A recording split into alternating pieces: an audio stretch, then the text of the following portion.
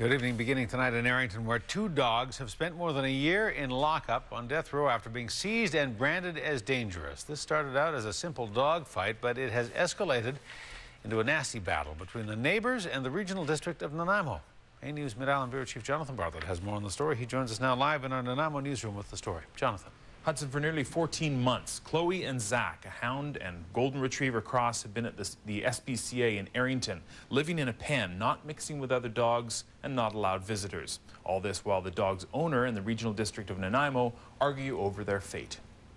On the side of the highway in Errington, a small protest outside the SPCA, a protest over the treatment of two dogs who have been languishing here for more than 13 months. They've been in for too long, and someone's got to stand up and fight for them. Over a year of court battles and appeals of appeals, all over what one protester eloquently calls over a bitch fight. It all started here over a year ago. 4 dogs in a scrap, resulting in Elaine Cameron's 2 dogs, Chloe and Zach, seized by Regional District bylaw officers. Basically, there was a fang bang between the neighbours on my property, between our neighbours' dogs, 13 months ago. Cameron is a 30-year Tibetan nun who takes in rescued dogs and horses onto her Errington property.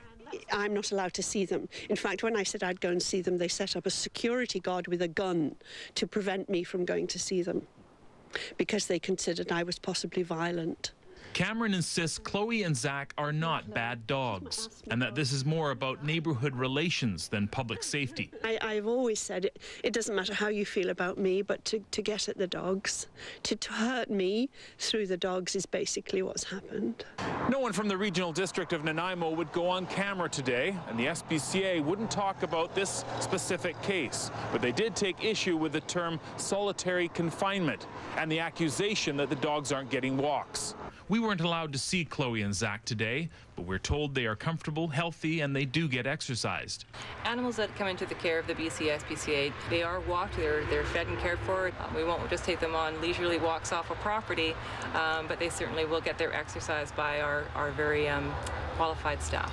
In court, an appeal judge ruled that the destroy order be overturned. Later, a BC Court of Appeal ruled not to make a decision on the earlier ruling. But still, the dogs remain locked up. It's wicked. Absolutely. There's no other word for it than wicked. I did finally hear back from Tom Armette, manager of the Regional District of Nanaimo, late this afternoon. He says their intention at this point is to retain the 2 dogs and to set another court date, if that's the route they choose. However, there is an attempt to try to resolve the issue with their lawyers and the dog's owner. He couldn't go much into detail about how they might achieve that or how much longer the dogs may stay locked up. He says the Regional District has spent $20,000 plus on legal costs so far in this matter. Hudson? All right, Jonathan Bartlett reporting. Jonathan, thank you. You're welcome.